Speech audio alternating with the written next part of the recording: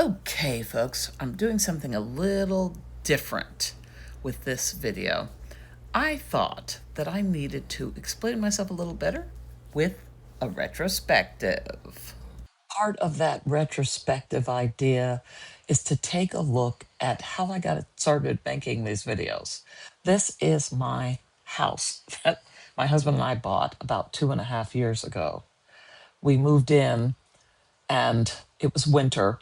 So we took a look around. We saw the front, we saw the back garden, and then I thought about what I wanted to do, and I started in the spring.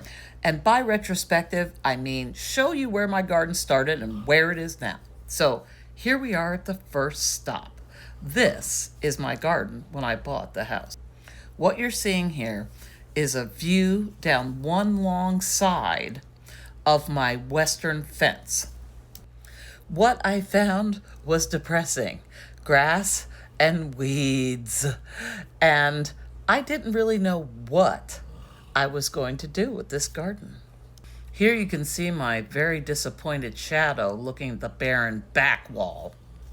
I wanted you to see this very depressing before because I'm hoping you will see how far I've come and how you can do the same thing. Taking a look at that bleak, long western fence, I noticed immediately that there had been beds here. The house was built in 1920, so this was probably somebody's victory garden in the 40s. And I did have a vision for what I wanted to do. And this is exactly what I did do. And this is what it looks like 2.5 years later. 2.5 years of work. This is a view from the opposite direction. And you can see that a lot has changed. This is the back fence to my property again, and it backs up against a utility alleyway. And this is what that same back fence area looks like right now. The fig that's there in the corner, this is him the day I brought him home from the nursery. I called him Twiggy. There wasn't much there. And here you see how much bigger he got after only a year of growth. He was growing really big. The rest of the back garden wasn't very imaginative. Lots more Bermuda grass, a few non native trees, a couple of native oak trees, and a pomegranate, dwarf pomegranate bush. So I started planning by painting a watercolor.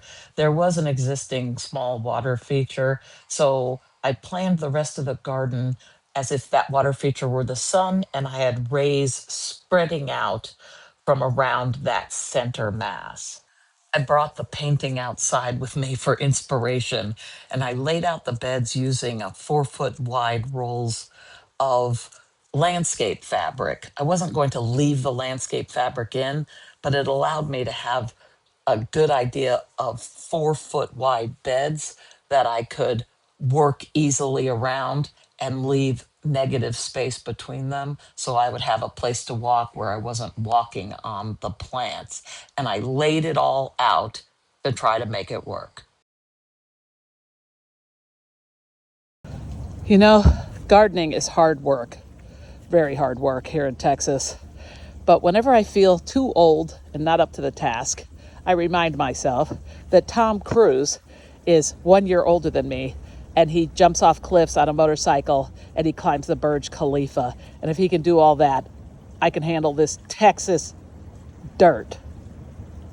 And handle it I did. Here's how things started looking once things started really growing and I started putting in some garden structures and making it look like the garden of my dreams. People often ask me how long it took me to go from this to this. That is, from starting the beds to planting, and it's about 2 months. I don't use herbicides. I don't use pesticides. I don't use fertilizers. And I grow. I grow radishes. I grow strawberries. I love strawberries. I grow pomegranates.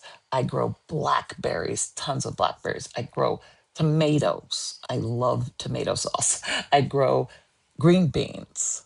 They're good. I grow sweet potatoes. I'm a big sweet potato fan. I grow figs, about a pound a day.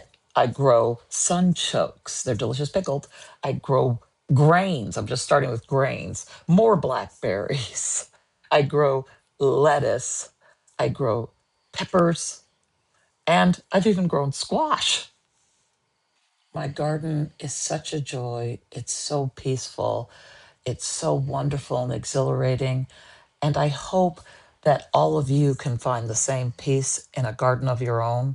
A garden doesn't have to be huge to be wonderful. I've had gardens that were as narrow as the aisles of a bus, and I've had gardens that were much bigger. But this garden is special, and I think every garden can be special if you just put a little work into it. Have a great day. See you soon.